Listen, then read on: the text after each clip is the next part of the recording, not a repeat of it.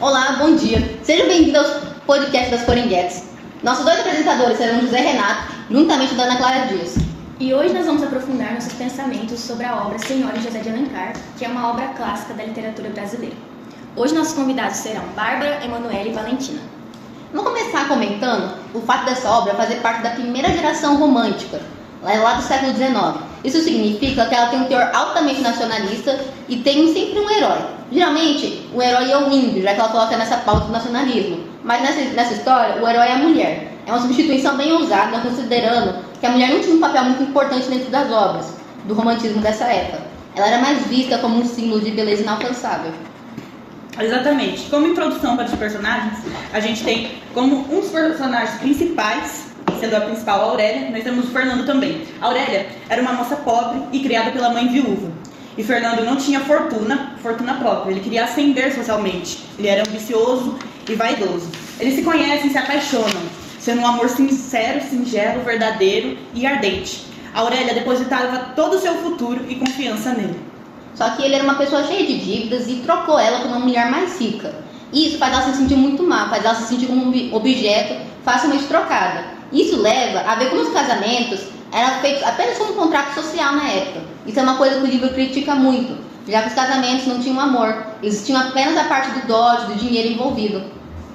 O que significava o casamento por dote naquela época? Uma pergunta bem legal, que geralmente era por dote ou só por ascender socialmente. O dote era um valor que era pago. Geralmente o homem comprava uma mulher como esposa, mas na obra eles têm uma inversão de papel entre Aurélia e Fernando. Isso faz ele se sentir muito mal, por causa que como homem foi comprado, isso mancharia a honra dele. A dignidade masculina. Pois é. Bom, eu acho que foi o seguinte, o Fernando, ele colocou a ambição dele, o dinheiro, tudo que ele tinha acima do amor que ele sentia pela Aurélia. Eu acho que ele foi bem individualista, oportunista. Ele rompeu o compromisso assim que eles iam se casar, né? Ele achou uma oportunidade melhor, mesmo que ele sentisse amor, ele achou uma oportunidade melhor de vencer na vida e poder ter o conforto e prestígio do que é ser um homem rico, assim, da época. Ele trocou a Aurélia por isso. E no fim, ele aproveita da ingenuidade dela quando ela era mais nova e sem o dinheiro. E depois que ela ascende e se torna uma figura de poder, ela meio que humilha ele, ela faz a vingança. Exatamente. Então nessa obra o dinheiro influencia bastante as atitudes e os relacionamentos entre os personagens, né? Vocês acham que a Aurélia estava certa em comprar Seixas para se vingar? Eu acho que depende muito do ponto de vista. Tipo, foi uma forma dela fazer uma vingança e fazer uma troca dos papéis. Foi um modo dela demonstrar o poder que ela tinha, já que ela era muito menosprezada pelo fato de ser uma mulher e simplesmente ter dado a fortuna. Ela não tinha educação, ela não sabia fazer as coisas. No fim, ela foi atrás disso, tocar piano, essas coisas, escrever. E essa vingança foi para mostrar quem ela era agora. Eu analiso que ela foi bem, como se diz, né? Fria e calculista, né? Ela foi na hora de se vingar dele, porque não foi uma vingança muito, como se diz, só por vingança. Ela ainda amava ele, entendeu? Então ela fez ele aprender com os erros. Não é como se ela estivesse só humilhando ele, ela fez ele aprender também. Ela queria colocar ele na mesma situação que ele colocou ela anteriormente, como só um objeto que podia ser comprado e substituído. Exatamente, ele pagou. Pagou pra ler. Pessoal, então, quais são as críticas sociais que vocês acham que o autor ele quis expor nessa obra? Acho que ele quis muito expor como a mulher, ela era basicamente moldada apenas para um casamento, ela devia buscar apenas um casamento. Ele faz muita crítica de como elas só se criavam para isso, não quem elas realmente eram, desenvolviam a personalidade. Como a mulher era vista como um produto e o casamento como um contrato comercial. Se a gente for fazer a comparação dessa obra com outras obras publicadas na mesma época, a mulher tinha uma função mais passiva, só como um objeto de beleza inalcançável que os homens cobiçavam. Nessa obra, a senhora, ela tem um papel muito importante de independência. Bom, como vocês acham que essa obra se encaixaria na atualidade? Na atualidade, tipo assim, pra época ela rompeu muitas barreiras, mas acho que na atualidade ela ainda tem uma importância de como ela é uma pessoa que demonstra poder, mas ao mesmo tempo ela não humilha os outros, sabe? Quais críticas sociais você acha que o autor ele quis expor através dessa obra? Eu acho que a principal foi sobre a sociedade extremamente patriarcal, porque na época causou uma grande confusão o fato da Aurélia ter comprado o Fernando, do fato dela humilhar ele, não ser meio que ao contrário. A sociedade, ela sempre teve esse papel onde um homem esteve acima, não me coloca a mulher como uma figura de poder, mesmo dentro da história, ela sofre esse preconceito. E até hoje existe isso, dessa obra ser bastante polêmica, causar bastante diferenciação entre as pessoas. Causa bastante repercussão, além de que uma das outras críticas que foi colocada foi o fato do casamento, antigamente, ter sido muito visto como um contrato comercial, ao invés de só por amor, entendeu? Era visto como um status. Vocês acham que o dinheiro pode comprar sentimentos? Acho que meio que, por exemplo, eu acho que no meio do caso do Fernando, o dinheiro meio que comprou os sentimentos dele. Quando ele largou a Aurélia para casar com a mulher com dinheiro, ele meio que abandona os sentimentos dele por dinheiro. Mas ele não deixa de amar a Aurélia no fim. E o fato dela ter conseguido dinheiro meio que instaurou isso nele de novo, a vontade de amar ela. Então acho que o fato dela ter enriquecido foi o fato de ele ter se apaixonado por ela de novo. Mas acho que no fundo ele realmente amava ela. Ele amava, mas ele foi um babaca, né? Verdade. Foi bem Beta. betinha, né, que se fala na linguagem dos jovens, né? Jovens soldadias.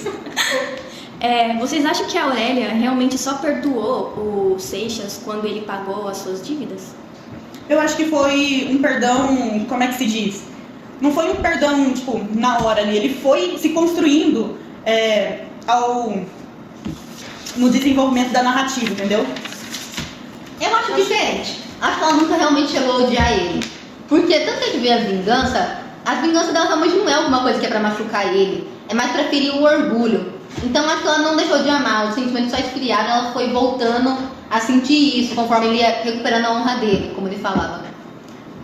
A frieza que ela utilizava, né, era um silêncio calculado, né? Ele sentia a distância, o desprezo e ainda mais a impossibilidade de escapar desse casamento, já que ele tinha meio que sido comprado. Ele tinha, por causa do orgulho dele. Se ele escapasse, o orgulho dele ia se ferir mais ainda. Era um castigo muito psicológico o que ela fez com ele, como se fosse uma prisão dourada. Com certeza. Antes ela sofria, agora ela é fria. Aô, potência! Realmente. O que vocês acham sobre o final, né? Vocês acham que o final foi justo para os dois personagens? Eu acho que não. Acho que teve muita parte interesseira por parte dele. Mas o relacionamento dele foi progredido muito bem. Ele tem um estilo de linguagem de José de Alencar que ela é bem detalhada, ela mostra bem os cenários. E tem um narrador onisciente, que sabe todos os sentimentos e como todos os personagens passam e decorrem o passado e o futuro deles. Então, acho que não foi um final tão justo pra ela, porque antes ela foi largada, objetificada e no fim ela só perdoou. Sempre tem essa questão nas histórias de que quase no fim sempre a mulher ou o homem perdoam um ao outro, mesmo tendo acontecido coisas bem terríveis. Mas a minha interpretação da obra é que ele realmente aprendeu, porque eu acho que por mais que não tenha sido um abuso físico, foi um abuso psicológico.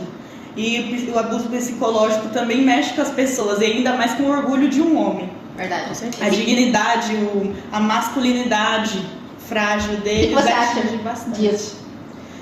Eu acho que ele sofreu uma transformação aí, né? Mas o que você acha que evoluiu nos aspectos dele? O que você acha que mudou do Fernando do início pro Fernando do final? Eu acho que você vai dar uma porradinha. Eu acho que essa pergunta a gente podia direcionar pro José, né? É o único homem que tá aqui. Eu acho que um homem assim, Exatamente. Já que você leu o livro, o que você acha que mudou do Fernando como homem no início da história e no final da história? Bom, é que no meu pensamento, né, com o decorrer do tempo, ele foi meio que se objetificando de certa forma, assim. Ele foi se acostumando a ser humilhado e começou a se tratar como objeto. Foi isso que aconteceu. Isso só acabou quando ele quitou a dívida? Exatamente.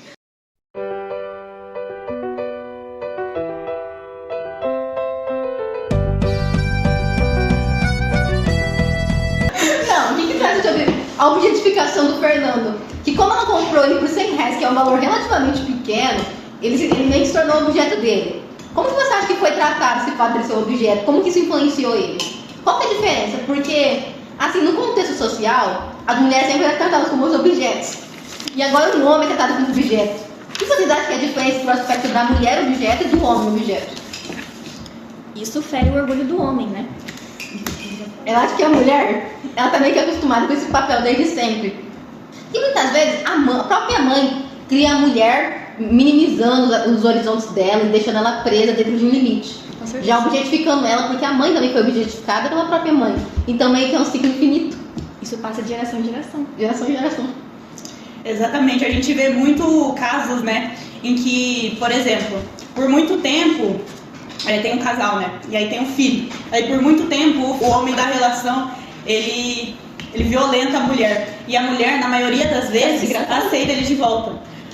É muito mais comum ver esses casos do que ver a mulher fazendo algum abuso psicológico com o homem. Acho que isso se deve também porque, como é um fator muito histórico que vem acompanhando gerações por gerações, vem sendo passado, acho que tem uma certa questão das mulheres, às vezes, se sentirem inferiores aos homens por causa desses abusos psicológicos que elas vivem sofrendo, entendeu? Mas você levantou um ponto muito bom, de que às vezes o homem bate na mulher, aí no fim a mulher acaba voltando pra ele. Isso acontece muito hoje em dia, tem muitos casos que o homem fala que vai mudar e no fim acaba até matando a mulher. Uma coisa que a gente vê muito no jornal. Isso se dá pelo fato de que muitas meninas são criadas desde pequena, de que só vão ser validadas pela sociedade se elas casarem. Como se uma função da vida delas fosse ser necessariamente casar. É assim que ela começa a história, como a própria mãe dela doente fala, que ela não ia conseguir casar, ela tinha que casar. Como mostrando já o fato que se ela não casasse, ela não ia ser bosta nenhuma na vida, entendeu? Mas ela mostra que não é isso. Que mesmo não casando, durante o segundo e terceiro percurso da história, ela consegue ascender e se tornar uma pessoa extremamente poderosa dentro do contexto social do Rio de Janeiro. Só que ela acaba casando no final. Mas o casamento dela não foi uma coisa que para ascender ela socialmente. Não entendeu? excluiu o fato da luta dela. Não exclui o fato da evolução dela como personagem. Então, a mulher casar não objetifica, não necessariamente transformar ela num objeto, num troféu distante, entendeu? Exatamente. Bom, eu acho que no final houve, assim, o resgate da honra e a liberdade do Fernando, né? A libertação pelo esforço próprio. Ele aprendeu com as atitudes dele e aí ele se libertou. Então, quando ela viu que houve essa libertação dele, que ele aprendeu de fato, ela abandonou o gesto de ser vingativa. A máscara social dela, a máscara social dos dois, né, caiu e houve a reconciliação conjugal. Que eu achei que foi muito bonito. Que apesar de tudo que aconteceu, eu acho que ela teve o papel principal, né, para poder construir esse amor, para ele ir adiante, para ele ser verdadeiro, para ele ser um amor maduro. Foi ela quem construiu, foi ela quem fez esse caminho. E ele aprendeu com isso e no final sobrou um amor verdadeiro. Vocês acham que houve um amadurecimento no relacionamento deles no começo e no final? Eu acho, porque o amor entre eles amadureceu durante o tempo, que por vaidade e passa a ser construído com base na sinceridade e perdão. Aí eles aprendem a amar de verdade, não como forma de pessoa ou controle, mas como escolha ou e cumplicidade. Então, como vocês acham que a crítica de José de Alencar sobre relacionamentos baseados em status e dinheiro? Acho que isso já foi perguntado, mas vamos estar respondendo, né? Eu acho que tem uma posição social bem clara entre quem é rico e quem é pobre. Não tem um meio termo entre isso, então o enquadramento entre classes é muito importante para a obra, para você ser uma pessoa completa no contexto da história, né? Luta de classes, o que você diz? Não, depois disso, né?